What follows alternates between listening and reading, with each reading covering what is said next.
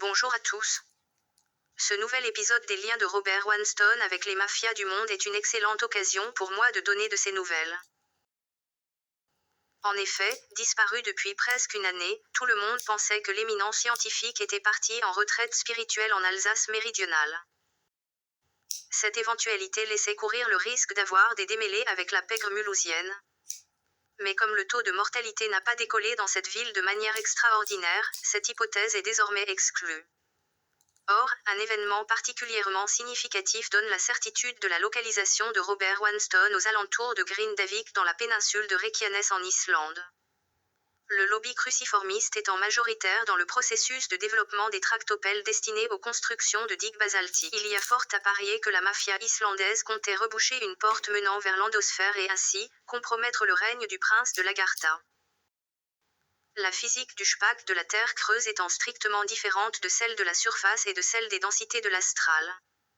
La conception des tractopelles ne peut pas s'y opérer de manière équitable et mucilagineuse sans causer des troubles à l'ordre public. Comme vous le savez tous, aucun corps physique ne peut franchir les densités du Furts cosmique, mais la mafia islandaise pense toujours qu'elle peut envoyer des tractopelles sur Nibiru. En se basant sur une erreur de traduction de l'alphabet sumériforme vers le proto-islandais puis vers l'islandais moderne. Aucun cruciformiste de ce pays ne peut concevoir que le prince de l'Agartha puisse entretenir la terre creuse sans l'aide d'un tractopelle géant. Mais c'est bien mal connaître Robert Weinstein. L'éminent scientifique profitant de la migration vers l'ouest de l'armée russe postée en Sibérie. Il emprunta certainement un chaudron positionné dans la vallée de la mort pour se rendre directement en Islande.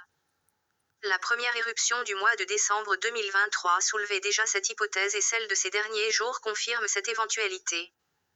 À titre personnel, en tant qu'ambassadrice de l'Agartha, je peux confirmer avec certitude qu'aucun engin de chantier n'est présent dans la lithosphère de notre belle planète.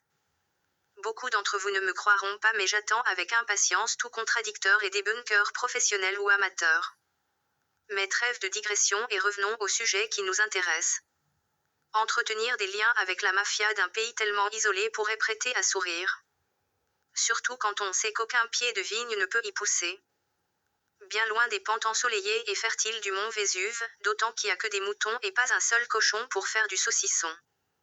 La volonté de Robert Weinstein semble alors évidente quand on connaît l'attachement de l'éminent scientifique envers un fameux cépage du nord-est de la France.